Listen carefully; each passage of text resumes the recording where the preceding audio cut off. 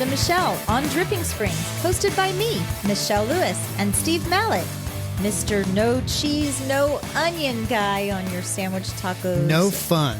No fun. I hate cheese. Do you like condiments on your sandwich? Like mayonnaise and, you get like mustard. I like spicy mustard. Okay, Yeah. well. And Michelle Lewis, who always brings the best snacks to work. And Snacky if you snacks. twist her arm enough, she'll share them with you. I have good snacks. You do. You always come up with interesting stuff. I think you just had some Thin Mints. Oh, dang it. I did. Fell off the wagon. I know. What was that when I say the month of no sugar? It's the corner of my desk that holds the community office snacks. It does. Yeah. And then the stuff that you don't want to share gets hidden in the corner, but we still sometimes go It's not hidden. It's just sitting there to be used at a later date, like the Kit Kat. That real estate is not respected. We'll go there anytime we want. Well, how long has that Kit Kat been there? December. A long time. That's my I'm birthday. Pretty proud of that. Yeah. My birthday Kit Kat. Yeah. So. Well, I guess we're all food today because we have two great guests coming in today to talk to us about barbecue. Bill Warren and Michelle Matthews from PIG Pen BBQ are coming in a little bit. And I Do Barbecue. And I Do Barbecue. Yeah, their catering side of things. Did you know that the Dripping Springs Farmers Market was voted the best farmers market in Texas? I did not know that. It was. And the best in the Southwest, too, which kind of blows my mind because this little sleepy little Dripping Springs having one of the best farmers market in Texas, there's got to be hundreds of them, right? In Texas? I would think so. I know that there's one in, what is that? Sunset Valley and Barton Creek Mall. Okay. I've never been to that one. I think the Sunset Valley, I think it's still being held where the bus barn is, I don't know. Yeah, I don't know. I could see it off to the right when you're on 290, but maybe that's not where it is. Yeah. But and Dreamland had one for a while too. Dreamland did have one. I called them and they said that they had temporarily halted it for the winter, but hopefully they'll have it back up in the spring. And then I think Headwaters had one as well, but I couldn't get a hold of anybody. I think that one's gone. Is it? I think they're probably just trying to support the Dripping Springs Farmers Market, which is moving. Well, see, you said that, and I'm going to be honest with you. I don't think that's a really good idea. Well, they're moving on March 23rd. They're going to move over by the Pound House at Founders Memorial Park. So they're in the triangle now where thousands and thousands of cars drive by.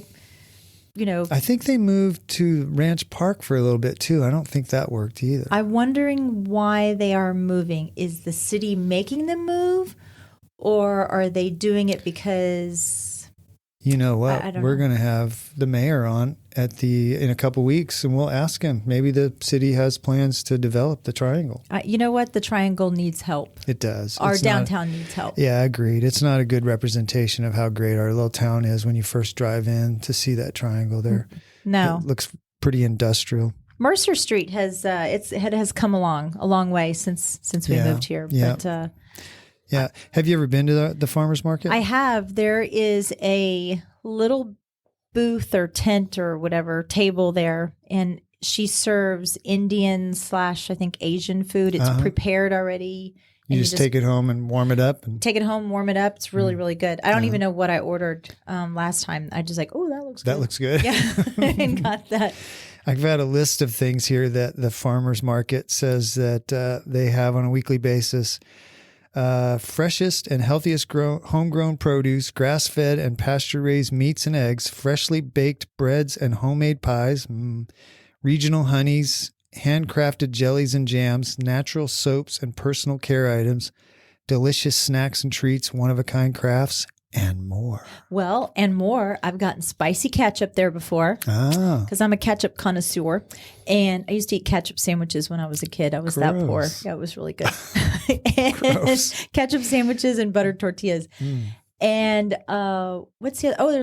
There was a popcorn guy there. The cowboy popcorn. Yeah. That stuff's awesome. Yeah. Popcorn. So they're moving on the 23rd of March, and their hours are every Wednesday from 3 to 6. So we wish them the best of luck when they move.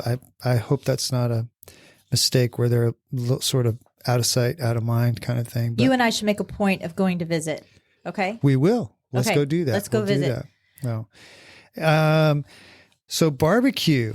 We're going to have Pig Pen BBQ. Bill and Michelle from Pig Pen on later. I am very excited about this. I heard that they may be bringing us food, may not be bringing us food. I don't know, but I hope they do, because by the end of that, we'll both be starved. I know. Pig Pen is my favorite. For me personally, they catered both of my boys' weddings, so you've actually had it aside from me going. We've been going there since the trailer, when it was just the trailer. Oh, yeah. So I'm excited that they're finally have open. That BLT sandwich. God, we're like all food today. What is that thing? It's like the Piggy Palooza. Piggy Palooza. It's like with their piggy tails. It's like sugary, honey, yummy bacon. It's a smoked. bacon. It's a BLT on Texas toast. It's heaven on two pieces of bread. That's one of the best sandwiches I've ever had. It is so good. Oh man, my mouth is watering right now. We'll go get one for lunch today. Yeah, we okay? need to do that. Yeah. Did you know, Steve? Did you know that Texas barbecue has deep roots in Czech and German settlers who owned butcher shops here around the area and would often smoke leftover meat to preserve it. But I did know that. It became so popular, the smoked meat, that they actually would sell that. And so hence barbecue restaurants were started. And Texas barbecue is unlike a lot of other, like whether it's Memphis barbecue, Kansas City barbecue, we are a dry barbecue, meaning dry seasonings. A lot of times, I guess the staple is like salt and pepper, but they really kind of avoid the wet stuff, what is the term? Why can't I think when you're marinating it? Vinegar, oil, or even barbecue sauce. So like when you're eating your barbecue, even speaking of barbecue sauce, your meat is not swimming in the barbecue sauce. It's kind of a condiment. I actually read here that there's 4 styles of Texas barbecue: Central Texas, South Texas, East Texas, and West Texas. Ooh. And Central Texas, which is what they have at Pig Pen, is when the meat is given a sexy dry rub with spices and cooked over pecan wood or oak wood. I bet you, without even reading, if I could say South Texas barbecue, I could tell you. So growing up down in the valley, I would eat a lot of cabrito, which, they would take a goat and they would bury it in the ground. And that's so it's a lot of Mexican influence barbecue. What does it say for South Texas barbecue uses a thick dripping sauce that helps to marinate the meat during the cooking process. Really? Yep. East Texas barbecue is slow cooked to the point where the meat falls off the bone seamlessly after being marinated in a sweeter tomato-like sauce, hence barbecue sauce. And then West Texas barbecue is cooked over mesquite wood using direct heat. Because it's covered in dirt. That's probably true. It's covered in dirt. Yeah. And we actually here in Dripping Springs have 5 barbecue places. 5? Yep. Okay, so think about them. Name them. Pig Pen, Railroad, Salt Lick, but that's not really dripping. But I guess people consider. Yeah, we consider that. Yeah. Switch. Yep. And I can't think of any other brick and mortar. Is it a trailer? Is it what? It is. What is it? It's Alice's Restaurant, which is at Treaty Oaks. Oh, I've eaten there before. Yeah. Did you know why there's a significance to the name Alice's Restaurant? No. Have you ever heard of Arlo Guthrie? No. Arlo Guthrie wrote a song in 1967. It was actually a Vietnam protest song that is 18 minutes and 15 seconds long, and it's about Alice's Restaurant. I'm going to play you some. Okay.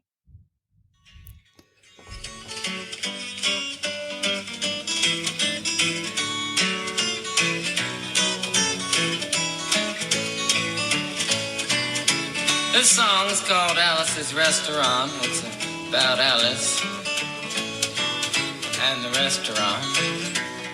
But Alice's Restaurant is not the name of the restaurant. That's just the name of the song. And that's why I call the song Alice's Restaurant. And you listen to this. Yes. You can get anything you want at Alice's Restaurant. I've heard it now. I've heard it. You just rolled your eyes. Well, because that's a Thanksgiving song. People play that at Thanksgiving. Why do they play it at Thanksgiving? I don't know. I guess it's because it's about it takes place on Thanksgiving. I'm not quite sure that I'll need to listen to the 18 minutes of it. you will. It's actually really funny. And I think Todd may have. I mean, this is where I listen to all of my old songs, but I don't. So, really. Alice's Restaurant. And what's about? Number 2. What is the song about? Now I'm invested in the song. Oh, well, you'll have to go and listen to it. It's about them going to Alice's Restaurant, and you can have anything you want at Alice's Restaurant except an Alice. This is Let's go back to barbecue. Okay, well, let's go back to barbecue. So we got 5 places in Dripping Springs: Salt Lick, Pig Pen, Railroad Switch, and Alice's Restaurant for barbecue. But we've been to Pig Pen quite a few times, and I love it there. But there's some other interesting things about barbecue that you were talking about there. It's German and Czech immigrants started it to preserve meat. But did you know that it started out as really sort of a poor man's dish? Well, maybe that's why I ate it. Probably. But people now, it's sort of the food of kings almost. People come from all over the world to have Texas barbecue. Yeah. Have you ever waited in line hours to have barbecue? No, I haven't. Have you ever waited at Franklin's? I've had Franklin's, but I never waited in line at Franklin's. And did you know that the only person to skip the line? You're stealing my line. I know who it was. Who is it? At Franklin's Barbecue. Go ahead. You can say it. President Obama. Yeah, he cut in line. Yeah. I guess, and to make up for it, maybe, I don't know if he decided to do this before or after, but he paid for everybody behind him to do that so he could cut in line. Oh. Well, no, I haven't. Have you driven by there and seen the line? I run downtown, and one of the routes we do every once in a while goes down, what is that? Is it 15th? I can't remember, but it goes right by Franklin's Barbecue. And we start at 5:30, and so we're running 6 o'clock. And every time I've ever run by there at 6 o'clock in the morning, there's a line. Mm. Can you believe that? People, I don't know what time they open, but it's certainly not. They serve until they run out. I like Lockhart Barbecue too. It's like we'll go have a day in Lockhart. There's not usually a line there, right? Well, there is. I mean, they kind of serve until they run out. But really, I like. What's your favorite barbecue meat? Because you're not a big meat. I'm turkey beef. Or chicken. I like turkey too, but I do like burnt ends, brisket. Brisket, yeah. I used to eat brisket, but it's not my thing anymore. Do you know how long you're supposed to let your brisket rest after you cook it? Yeah, it's got to take a little nap for like 2 hours. And you know why I know that? Because Todd yells at me whenever I say that I want the brisket ready at a certain time. And I'm like, good, he's pulling it off. He's like, no, it's got to rest because it's got to render or something. So when you're having friends over, it's like the brisket takes precedent over making sure everybody gets fed. Everything else. Exactly. That's right. Stupid brisket. So now we just go to Pig Pen and order it and it's already ready. Yeah. And it's great. It's always good. Texas has the most barbecue joints in the United States and probably the world, with 2,238 restaurants and 1,983 independent locations. My favorite breakfast taco is a brisket breakfast taco. Oh, that was a tongue twister. It was. Brisket breakfast. And you know who makes really good ones besides Pig Pen? Because they make really good ones. But if I'm in Austin, Rudy's Barbecue. Really? Yeah. Because that's kind of a chain, isn't it? Well, no, it used to not. Rudy's was started in Leon Springs, and then they franchised. I think they franchised out. I think that's what the term is. But no, it's really is it? It's really good. Huh. I guess they use their leftover brisket for the morning, but it's delicious. I've not ever had that. Hey, you had something you wanted to talk about. Well, I thought it was funny. I like to sometimes throw a loop that something that you don't know that we're going to talk about, but I thought be funny to talk about things they don't teach in high school anymore or like our youth anymore. Yeah. One of the things, which is kind of obvious, is cursive. So you could write something in cursive. Wild. Yeah. I guess some it's like schools, writing in code for anybody. What do you think? When did they stop doing that? So my oldest, he learned cursive, but my now 23-year-old, he did not learn cursive. He writes in hieroglyphics, so he should be a doctor. I don't think he can understand what Tate's writing when he writes. But I don't know. You can I can write things in cursive, and Kendall will show me and say, "What does this say?" Yeah, I know. Yeah, so whatever in the last 10 years they stopped teaching cursive. It's probably that cursive and driving a stick shift.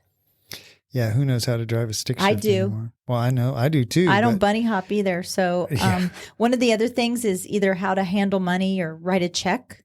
Or credit cards, how a credit card works. Yeah, I mean, they don't, when the kids got their checking account, they didn't get checks. Like I probably used to have a checkbook. Oh, I know. Yeah, sometimes Mally, who's on our team, which I still don't know how old she is. We love her, but I'll ask her, hey, can you write me a check for something that, took care of for her? And she's, I don't have any checks. I can Venmo it to you. Venmo? Yeah. How about how to address, speaking of Mally, oh wait, I said I wasn't going to mention her name. Mally. Mally asked me, along with our intern, I caught them writing the address wrong on the envelope. Sideways. Yeah, sideways. And it was a rather large envelope. So I guess I could give them that. But even how to do the stamps or postage, I guess they're not really accustomed to going.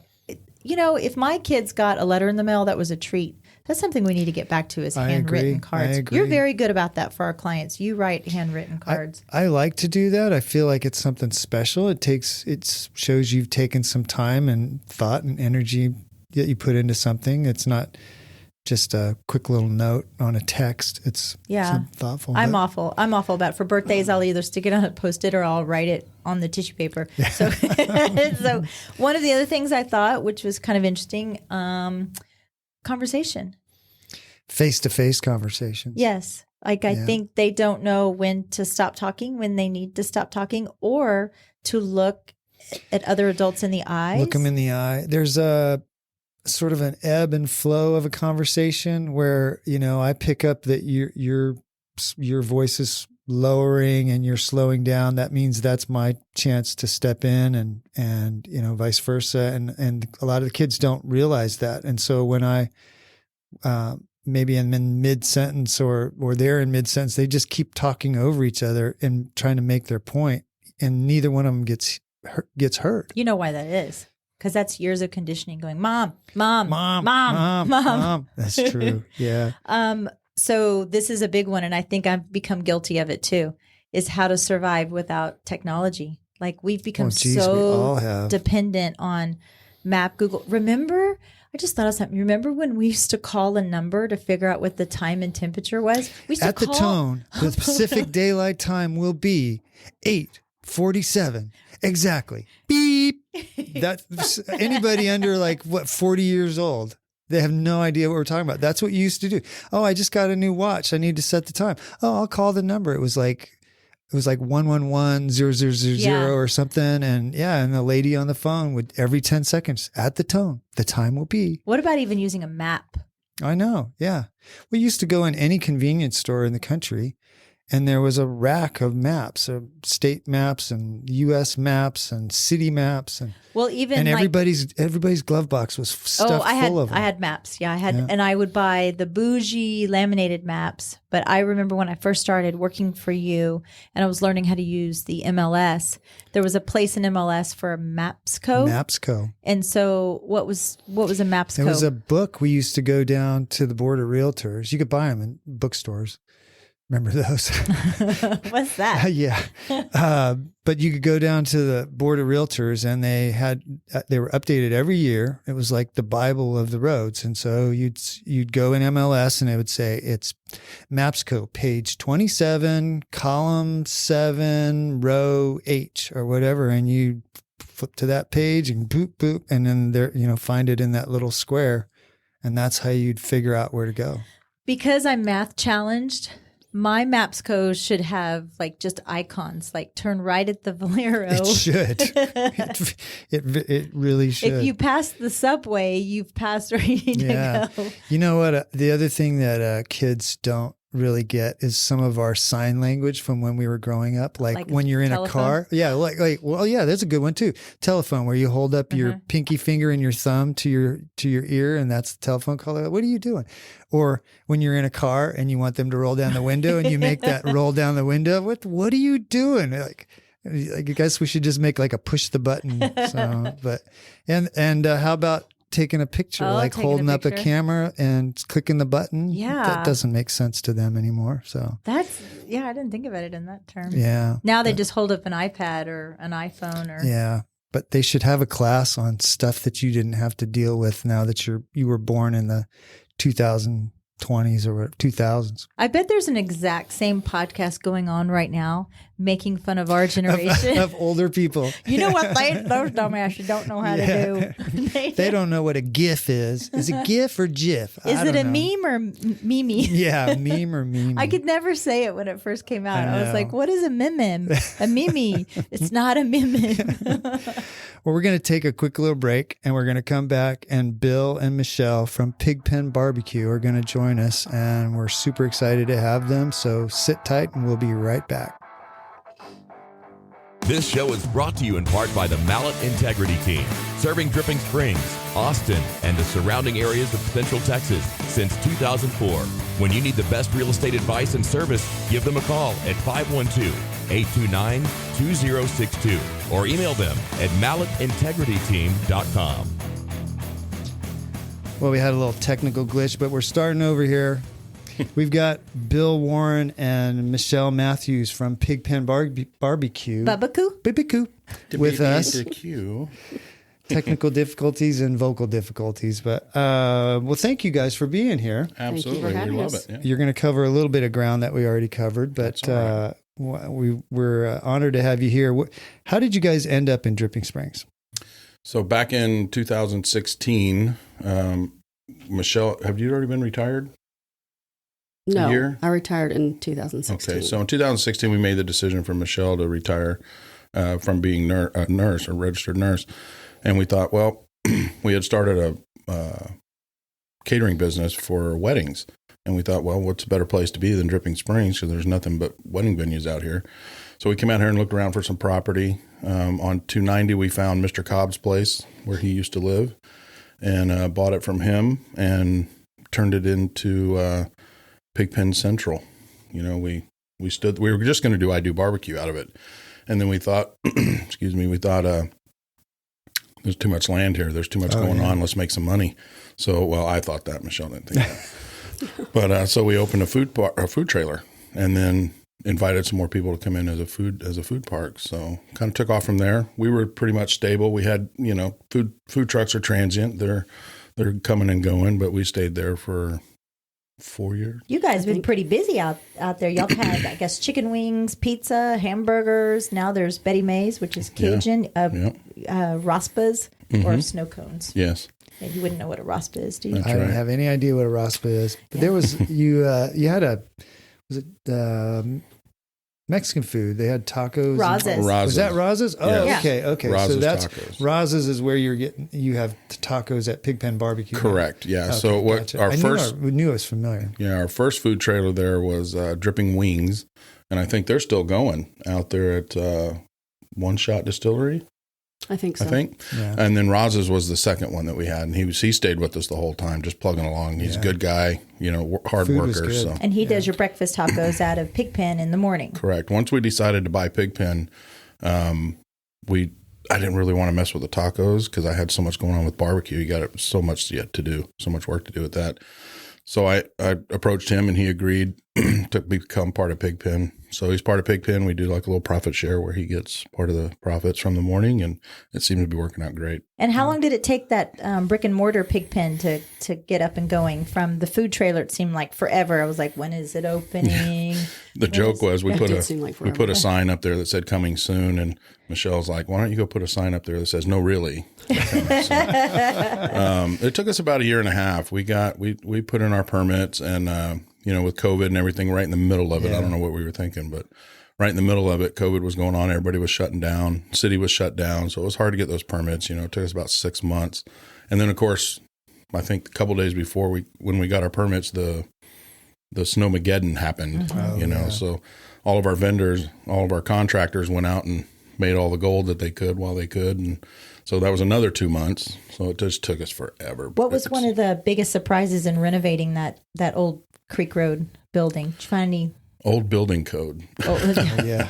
No, we took down the faux ceiling that they had, and they had just left all the lights and fans and everything in the. So they really? dropped the ceiling and everything. They dropped it and just left everything up there. Huh. But we went in there and replaced everything. I mean, everything is brand new. It's very open. Your kitchen is very open. And so, how did you get started? Just the whole Pig Pen, I Do barbecue. How did Pig Pen start? So it's kind of a funny story. I was a police officer in Austin, retired in 2017, but back in like 2008, 2009, a couple of us got together and we started a barbecue cooking team. I don't know why, but we started a barbecue cooking team. And since we were all cops, we called it Pig Pen. So it was just a pen of pigs. So it's kind of what we did. Made fun of it, but had fun with it too. But a couple years after that, we got invited to do a centennial for Hutto. And I knew the producer of the event, and his food guy quit on him. So he called us. So we did it. Had a great time, made a lot of money, and thought, wow, let's look into this, let's see what we can do. So we did a couple events, and then, life happens. The guys that I was working with, they all had small kids, so they kind of backed out.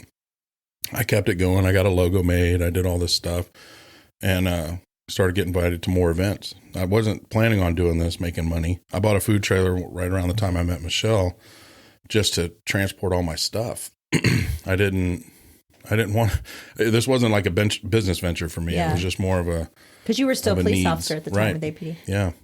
So then when we got the food truck, we started getting invited to more stuff, and more, do this, can you do that? And then that just kind of took off. And then we got asked to do a police officer's wedding. And that's how I Do barbecue got started. Oh, great name, by the way. I love that name. Thank you. You've catered 2 of my kids. That's right. Yes, weddings. The food's awesome. Yeah, thank you. So you started this barbecue business. Do you have any formal training in barbecue? No. I don't think most guys don't. Most guys that do great barbecue don't. Can you drink beer? I don't drink. I don't drink much. So me neither. How did you learn to cook such great barbecue? My mother. So really? My mother loved to barbecue. She had an old New Braunfels smoker out on her porch. And when I was in the Coast Guard, for a little bit. I would come home and she'd show me and we'd learn and kind of do things together. And it was kind of our little thing, I mean, it wasn't like a big production or nothing, but it was just our little thing. And so when I became a cop, this has probably been 15 or 20 years ago, I started messing around with recipes for rubs, seasoning. Finally came up with one that I liked, kept it, and then everybody's like, oh, you gotta, you know the story. I mean, I think all barbecue guys have the same story. They start off in the backyard, start doing something, and somebody goes, dude, you need to open a restaurant, or you need to do this or do that. Well, so I started doing that, right? Just for friends, not anything big. And then I met Michelle. She became my big cheerleader, and things have started happening. She's, no, babe, we can do this. We can do this. Please do this. Let's do this. We're going to have a barbecue empire. And empire. So far, she's right. Yeah, you're building it. Yeah. How'd you guys meet? You want to tell the story? Or? You go ahead. Maybe you should. We should separate you. You should both tell it. And see what you come up with. She'll fix it if I'm wrong. So while I was a police officer, I held some contracts for security, and one of those contracts was the Hot Sauce Festival in Austin. So I'm there doing my thing, and I go back to the VIP room section to get some food, and me and 2 other officers and 2 of my friends, and we go back there, and there's Michelle sitting with a couple people, and there's only one table left with 3 chairs, so we just sat down, started talking. Ended up exchanging phone numbers, just kind of not really, of course I had my thought, but, I had my thoughts. Yeah, I had my thoughts. So we exchanged phone numbers because she really loved Austin. It was her first time to Austin. It was actually her first time on a plane. She came down for a convention, right. For robotics. Right. So she just happened to end up there because her cousin, who she was staying with, had to go out of town, and hooked her up with a girlfriend of hers, and they ended up at the Hot Sauce Festival. So we exchanged numbers, talked for probably a couple months without anything, nothing. She told me about dates she was going on. I told her whatever. And then finally we decided to start dating. She lived in Virginia, by the way, Richmond. Is that correct? Is that correct? Fairly. It's close. Well, you'll pass the sniff Yeah. test. So we started dating and just, flying back and forth. And then finally it was like, a year and a half in, we're thinking we need to do something. Either not. So you moved here. I did. Yeah. She did. And then is that the time you guys came to Dripping? No, it was a little bit before that. It was 2014. Okay. right. The end of 2014, I moved here. So weird. I've been dating Bill since 2012. I know. It's crazy. So strange. Well, I picked Same name, Michelle though, so so that I didn't get the names wrong. You can't mess it up. What's the robotics thing? I was the robotics coordinator at the hospital where I worked in Richmond. Oh, wow. Very cool.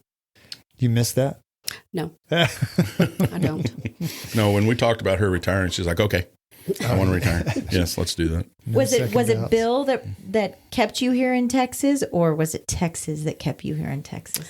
Well, initially it was Texas, and then it was Bill. Then it was Bill. Yeah, she fell in love with Texas. She said that. She said, I want to move to Austin one day. It's great there. I love it.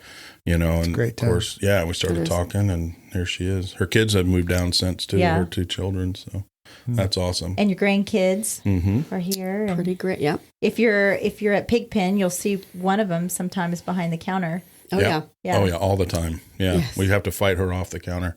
That would be Summer, the older one, but our little one she runs around there like she owns the place. She does kind of Our own the youngest, place. yeah, That's she right. does. So Bill, I want to ask you because we have the Coast Guard thing in common. Mm-hmm. What was your favorite memory in the Coast Guard? Wow. I just loved it. For me, the Coast Guard, just a little back history, if you don't mind. My dad was a recruiter for the Army. He was in the Army, and one of his last jobs before he got medically retired, he was a recruiter. So when I was in high school and I made the decision I was going into the military, he's like, you're going to the Coast Guard. I'm like, why? Why wouldn't you want to put me in the Army? No, you're going to the Coast Guard. Yeah. So I went in the Coast Guard, and I think my favorite thing about the Coast Guard is that it's small. Yes. It's more like a family. Yeah. I always tell everybody, and I think it's still true, but the New York Police Department's bigger than the Coast Guard. Yes, Oh, it is. geez. It is true. Still true. Uh-huh. So, even though your superiors, you need to respect their rank, you're at their house that weekend having a barbecue, Yeah. and still. So it was just that's my It's favorite a strong, memory. strong brotherhood. What did you do in the Coast Guard? I was an aviation structural mechanic, which is now an AMT, right? Right. I was an AM, and then there was an AD, and they were mechanical. I was like the skin and the hydraulics and On the helicopters. right on on the helicopter. I was on an H3. I was a crew chief on an H3. Is that what Tate flies in, H3? No, those are retired now. Oh, okay. He probably flies in the 60. Yeah, he's the 60s, and Yeah. I think that's what's in San The 60 Francisco took now. over the H3. The H3 used to be able to land in water. It was kind of cool. We used to taxi yeah. around on the water. That was a lot of fun. But I think just the whole experience of the Coast Guard. And from that, then was that what led you into APD? Well, I Because became a lot of coasties are police officers. well not because law it's enforcement. They're federal law technically enforcement. it's law enforcement. Yes. Yeah. No, it was so I had to get out of the Coast Guard because I became a single parent, and the Coast Guard frowns on that because you got to stand duty. Yeah. So I had to make a decision. Do I want to relinquish custody of my son, or do I want to get out? So I decided to get out. I went to San Antonio, kind of flopped around a little bit with my dad. I worked for Frito-Lay. I worked for Coke. I worked for a bunch of different places. And then I applied to the Austin Police Department. Just on a whim. I wasn't going to go to San Antonio, so I chose Austin. I got hired, and that's kind of where that started back in 91, I think. Yeah. Would you do it again being a police officer now, given the current climate? I know it's a hard question, but No, it's not a hard question. I think yes, because it's I don't want to call it a calling. It wasn't necessarily a calling for me. It was a means to an end. I needed a good job with a good paycheck, kind of like the military. I needed this. I needed this stability. I'm that person. I need to know what's going to happen next week, financially. So that's why I took it, and I grew. I loved it. Don't get me wrong. I love being a police officer. But I would say yes, because most people that want to be a cop don't care about all that stuff. They'll figure it out. It's like I tell people, when I started being a police officer, all the old guys hated it. They're like, oh, I hate this place. really? I want to leave. I can't stand it. It's changed so much. It's going to change. So when you get into it knowing what you know, in 10 years, 15, 20 years, it's all going to change. So it's kind of like a 15-year-old boy fighting his dad. It's because it's time to start separating the man and the. So when you get older as a police officer, you start fighting the police department because that's your life. Yeah. Those are all the people that you know, and you need to try to separate yourself from that. So it's almost kind of like a. And that was 24 years of your life as well. We have a friend of ours, Chris Eveleth. He's the Eveleth brothers, all three brothers. I went to the academy with his brother.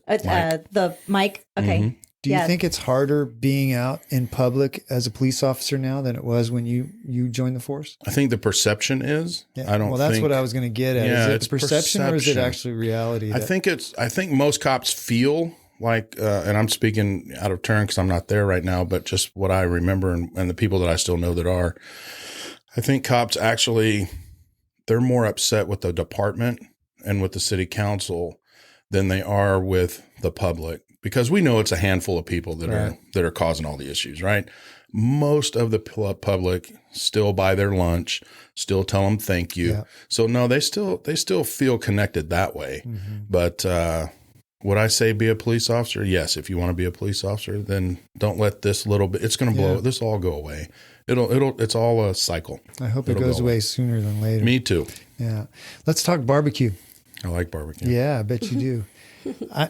Everybody I know that cooks barbecue thinks their barbecue is the best. I don't. You don't? No, there's always room for improvement. Yeah. Right? No, there's classes that I want to take. They call them barbecue U. There's these guys that are professional cook team guys that go around teaching how they cook, and why not? Why wouldn't you want to be better? Yeah. There's a guy down the street, I'm sure, that has better barbecue than me. I just had a cheerleader, Michelle here, that got me to where I'm at. So yeah, do people like? It's a completely different barbecue. We don't do salt and pepper. We do our own rub that we make. Right. But no, of course, there's other guys that are better than me. I think the best thing about the barbecue world is that everybody knows somebody that barbecues or they barbecue, so it gives you a lot to talk about. I think that's fascinating. What do you? So you do this dry rub that is your own recipe? Yeah. So like I said, about 20 years ago, I started messing with recipes, and I literally took racks of ribs and different seasoning mixes and tried them, invited people over. Hey, try this. Which one do you like? So I finally came up with one. 10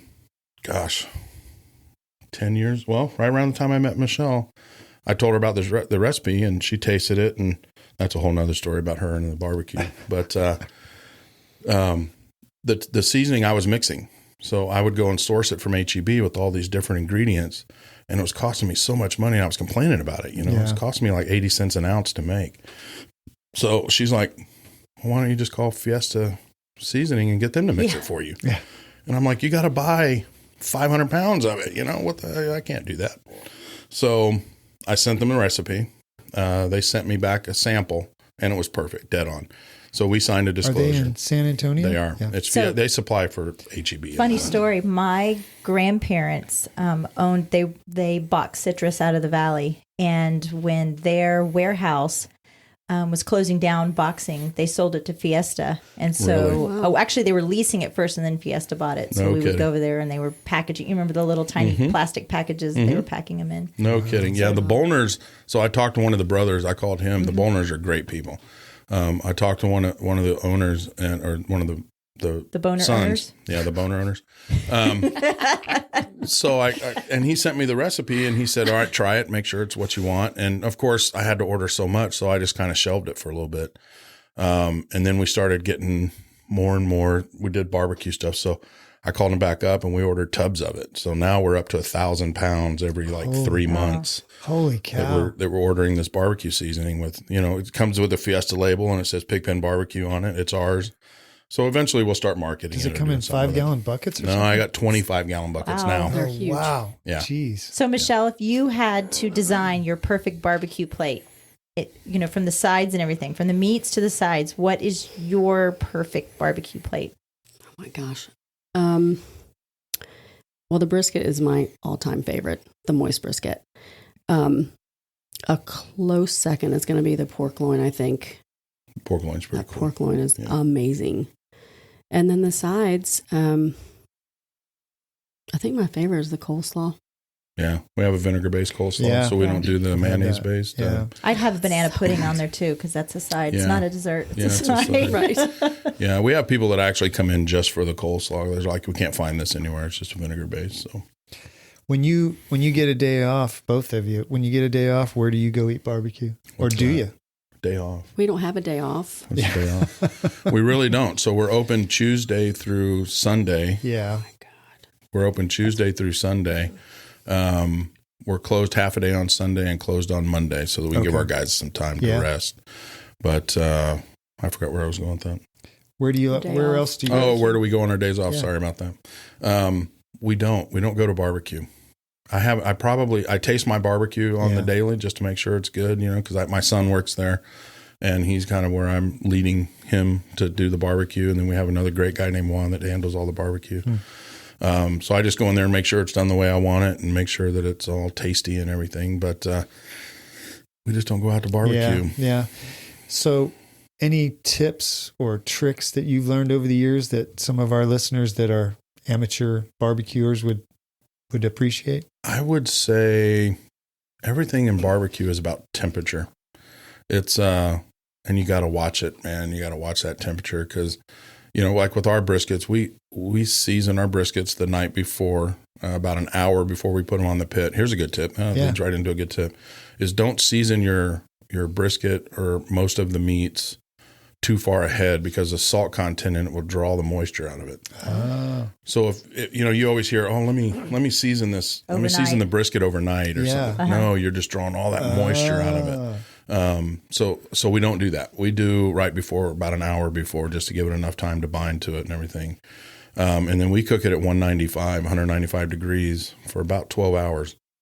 And then we come in, we don't wrap ours.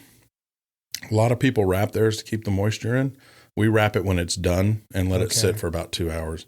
But we'll come in after that 12 hours and we'll bump the temperature up to about 275 for another hour and a half. And we remove our briskets at 195. You hear a lot of folks say, 208, 203, 20 something.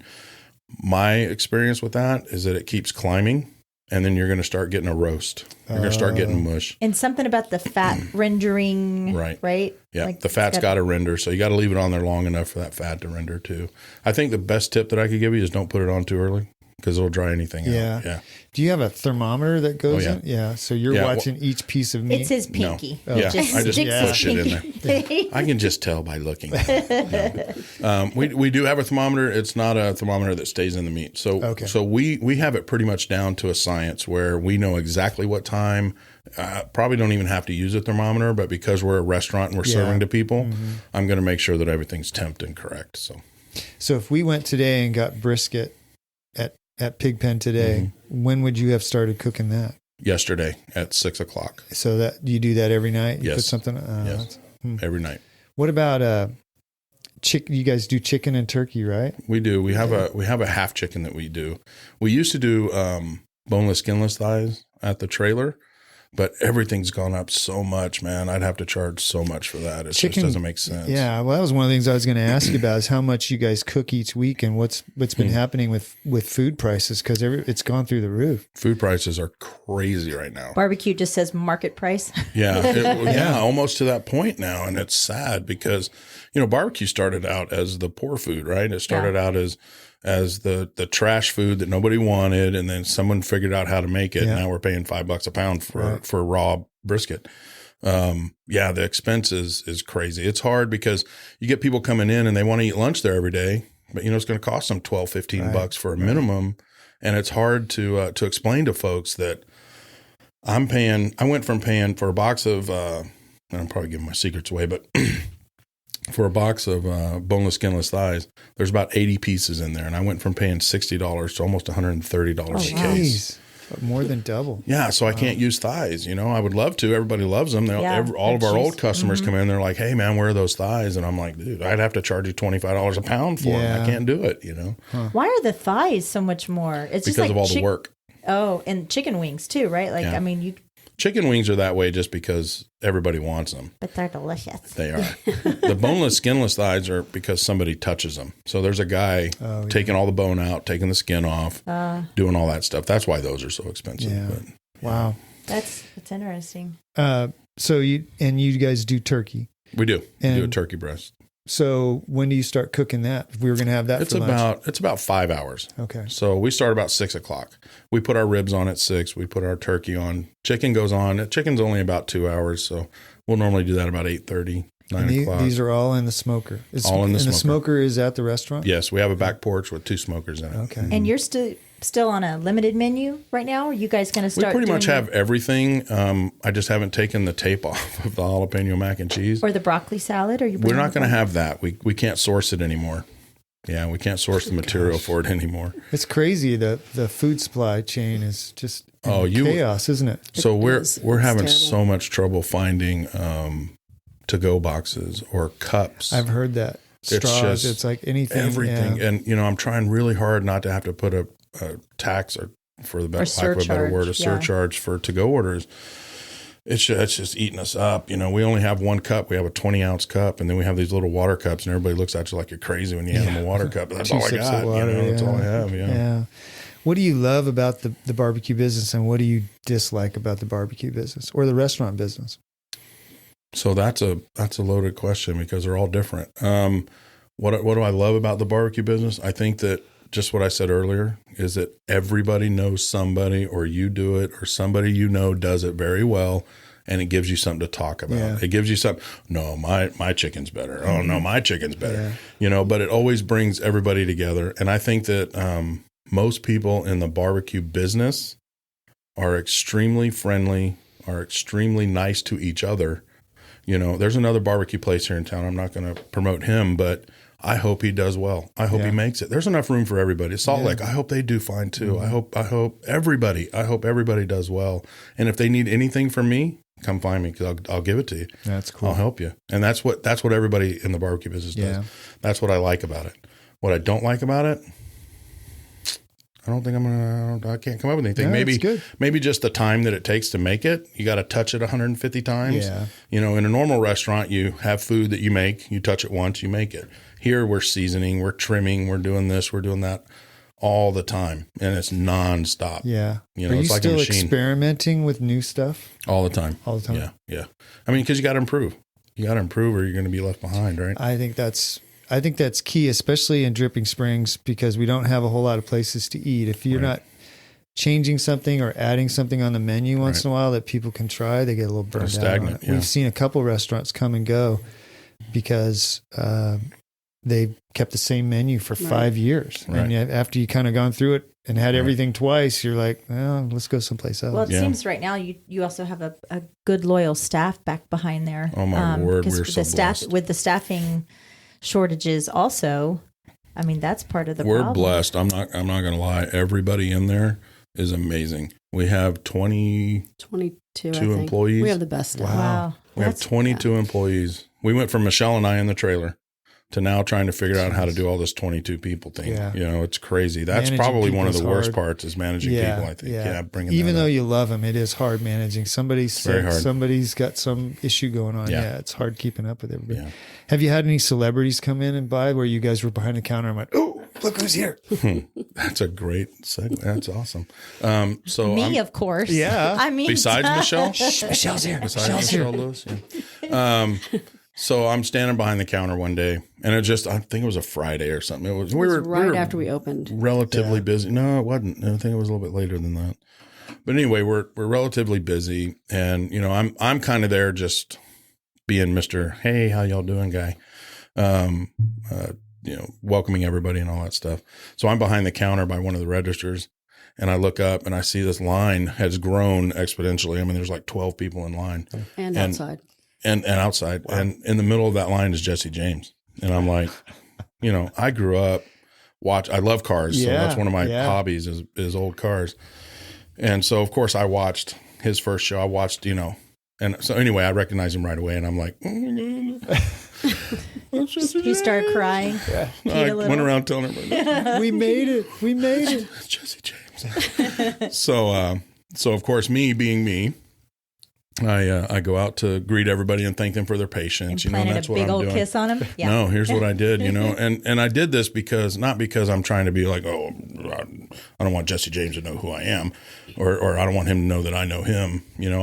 he was there for lunch. He wasn't there as Jesse James doing anything, and I wanted to respect his privacy. So I just kind of went up to his group, and I thank y'all for coming. We really appreciate it. You know, I didn't make a big ooh-ah thing about it, and I just kind of left him alone. And then he came forward, which made it good for me because then I was like, hey, does he? Yeah. And so he came forward because he's gracious. Those guys, him and his girlfriend, they're great people. Yeah. They really That's are. what I They're hear. Down to earth, good people.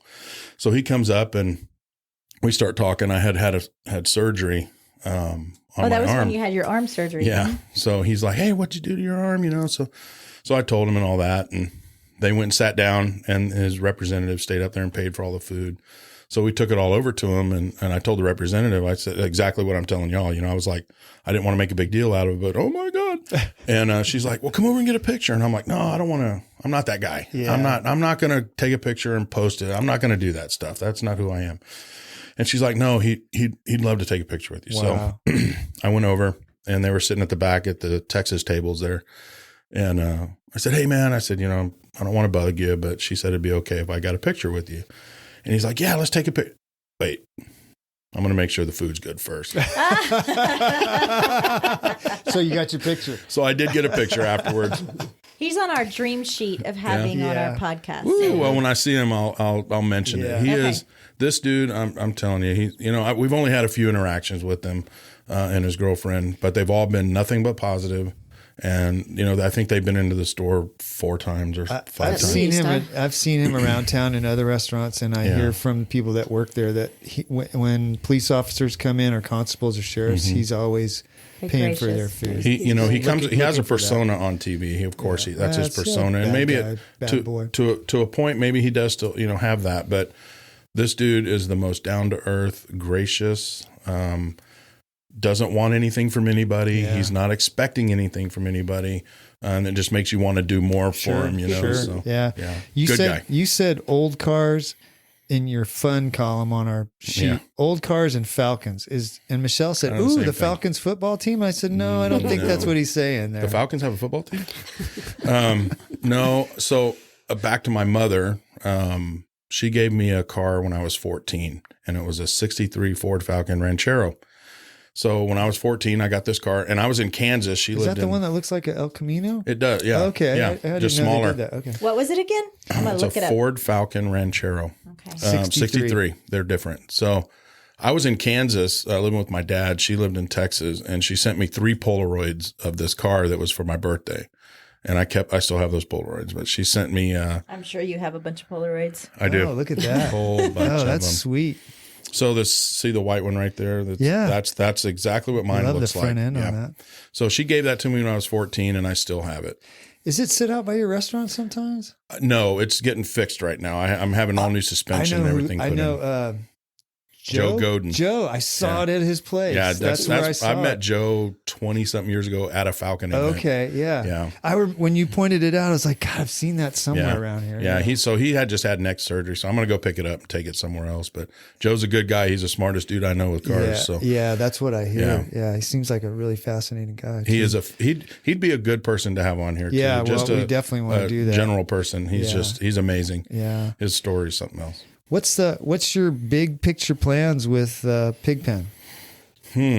I think Michelle, being the cheerleader that she is, we want to probably have a couple more down the road. I don't know why we do, but obviously you've got a success. We do. There. We just need to duplicate it, and we have a great partner. I didn't mention this, but Dusty. Dennis and I are partners on the property with Michelle, of course. But this guy is he's a godsend. He's probably one of the better people you'll ever meet. If he says he's going to do something, he does it. He approached us a couple years back about doing something there because he owns the property. And we're like, no, we don't want to be those guys that kick out a restaurant that's already there. We want to, let's wait and see what happens. Yeah. And he's like, okay. So every time he'd come into town, we'd do lunch. He owned the Polo Club, Equestrian Center and all that stuff. Yeah. He just sold it, but he owned all that. So he came to town all the time. We met for lunch or dinner and, just kind of talked and, brainstormed. Well, during COVID, we shut down. Michelle made us shut down. And then while we were shut down, he comes to us and said, hey, was it Creek Road Cafe? Yes. Creek Road Cafe said, hey, we're done. We're not going to do this anymore. We're going to retire, which opened the door for us. So we went into an agreement to be partners on the property. Wow. And Dusty completely financed everything. That's Jeez. nice. And it was on a handshake, y'all. It's just a handshake. And that's what I mean by this guy he's a genuine good person. Did everything he said he's going to do and more. And I just love him to death. So he came to us about the first month or so we were open, and he's like, this is doing great. What do you think about Bernie? Because he just moved to Bernie. Yeah. So he comes and picks up his kids, chopped brisket and all the stuff that they My love. in-laws live there right outside of Leon Springs. Oh, yeah. I actually used to work for, I can't think of his name right now, the guy that started Rudy's Barbecue. Oh, And really? He had Nacho Mamas, which was next door to it, kidding. and Macaroni. Tony Romano, that was his name. And, so no kidding. Rudy's they're a conglomerate too. They have an empire. They own a lot more than just Rudy's. They own a lot of restaurants. that's where the original Rudy's is in that Really? Leon Springs. That's Out cool. there. So our goal is to have more than one thing. Where we don't know yet, but Bernie seems like the next step. Yeah. Yeah. Well, we're really glad you both came on, Michelle. You were a little quiet, but we loved having you here, being the cheerleader. I do have to say I'm very disappointed on one thing. Uh-oh. I did not get a piggy tail. I was There's going to no say, food here there's at all. not like a big old plate of barbecue. Yeah, here did not get a right piggy here tail. between us, but You know? oh well. We'll get you. You know where we're at. So Are you just still come doing over, the we'll take care BLT? of you. Yes. I used to get The that Piggy at the trip. Palooza. Yeah. That's Michelle's. Oh, That's dang. Michelle's baby. That thing's The awesome. Piggy Palooza. All those sandwiches are the specialty sandwiches. Come on, she came Steve. up with the barbecue. It's lunchtime. I know. Well, Let's I'm go to lunch. starved right now. Yeah, we got go you. ahead We're over gonna there go to to Pig Pen lunch. Barbecue. I Yeah. got you. But thank you both for coming on. It was really, you for really having us. Thank enjoyed you. We had that. a great time. I appreciate y'all Yeah, having and us. we'll Thank see you over there at the restaurant. We wish you Perfect. all the success. Thank you. You're welcome. Thank you. All right, I think thanks. it's going to be great. Yeah. This show is brought to you in part by the Mallett Integrity Team, serving Dripping Springs, Austin, and the surrounding areas of Central Texas since 2004. When you need the best real estate advice and service, give them a call at 512-829-2062 or email them at mallettintegrityteam.com. Thanks for listening. If you have comments or feedback, please email us at mallettandmichelle@gmail.com. Follow us on Facebook and Instagram at Mallett and Michelle. Listen to us on Apple Podcasts, Spotify, and Stitcher. Please follow us and leave a review. Thanks again for listening.